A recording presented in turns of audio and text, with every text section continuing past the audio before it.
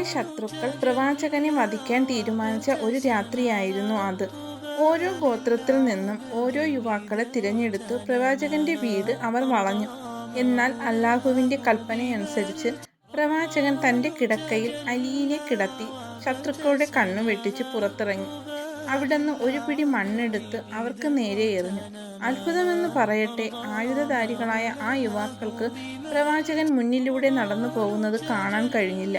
അവിടുന്ന് നേരെ പോയത് തന്റെ ഉറ്റ സുഹൃത്തായ അബൂബക്കർ സിദ്ദീഖിന്റെ അടുത്തേക്കായിരുന്നു.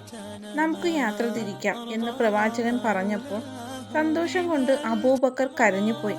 പ്രവാചകന്റെ കൂടെ യാത്ര ചെയ്യാൻ കഴിയുക എന്നത് അദ്ദേഹത്തിന് അത്രമേൽ വലിയ ആഗ്രഹമായിരുന്നു. അവർ രണ്ടുപേരും കൂടി മക്കയിൽ നിന്നും മാറി സൗർ എന്ന ഗുഹയിൽ അഭയം തേടി. ശത്രുക്കൾ അവരെ തിരഞ്ഞ് ഗുഹാമുഖം വരെ എത്തി. ഗുഹയുടെ ഉള്ളിലേക്ക് നോക്കിയാൽ പ്രവാചകനെ കാണാമായിരുന്നു. പേടിച്ചു പോയ അബൂബക്കറിനോട് പ്രവാചകൻ ശാന്തനായി പറഞ്ഞു, "വിഷമിക്കണ്ട, അല്ലാഹു നമ്മുടെ കൂടെയുണ്ട്."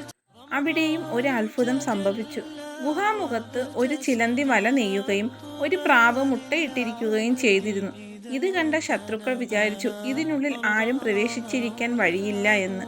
അങ്ങനെ അവർ അവിടെ നിന്ന് മടങ്ങി. 3 ദിവസത്തിനു ശേഷം അവർ മദീന ലക്ഷ്യമാക്കി നീങ്ങി. മരുഭൂമിയിലെ ചുട്ടുപൊള്ളുന്ന മണലിലൂടെ ശത്രുക്കളുടെ കണ്ണു വെട്ടിച്ച് ആഴ്ചകൾ നീണ്ട യാത്രയ്ക്കൊടുവിൽ അവർ മദീനയുടെ മണ്ണിലെത്തി.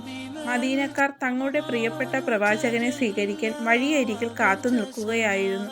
ചെറിയ കുട്ടികൾ പാട്ടുപാടിയും വലിയവർ ആഹ്ലാദിച്ചും അവരെ വരവേറ്റു. മക്കയിൽ പീഡിപ്പിക്കപ്പെട്ട പ്രവാചകന് മദീന ഒരു പുതിയ തണലായി മാറി. അവിടെ നിന്നാണ് ലോകത്തെ മാറ്റിമറിച്ച ഇസ്ലാമിക ചരിത്രം പുതിയ വേഗത്തിൽ വളരാൻ തുടങ്ങിയത്.